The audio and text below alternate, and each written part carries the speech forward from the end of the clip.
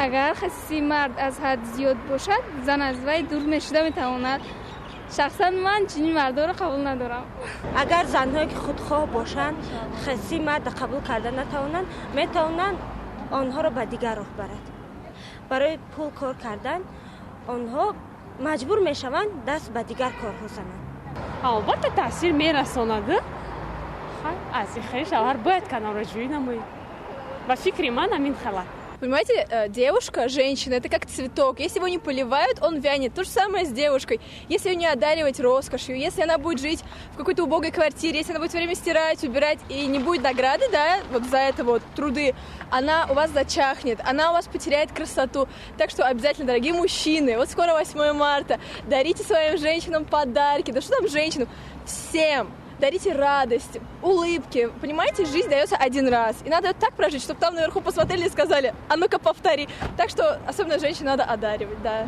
زن اگر بخیان دوست داره شوهرش نمیتونه. زنی با طاقت باشه اگر نوابسته از آن کی خصیص است. خصیصی بسیار تاثیر میرسه زنده. من شوهری من مثال در یگان واقعه ها پذیرشگاه نکنه دستی من نگیرد و خصیصی کند و مثال من بعد دستی و کمک نرساند این زن بعد سخت میرسد داخل. مثال مرد اگر سخت باشه در همون خونه مثال خیلی زندگی خوش وقتی خوش نیست. مثال دیگر فهمی نمیشه در بین هم زن و مرد.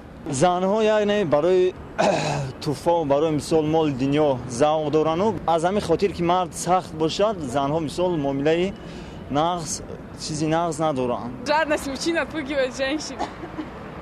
میگریزند دور میکنند برای چی که بسیار دخترها بعضی هستن که مثال هشتم مرد و بسیار توفا گفتن به وقتی وای کرده هشتم مرد زنان شوند دخترها فرار میکنن میگریزن برای چی که و یا خصیصه. Да, есть такие, которые пугают.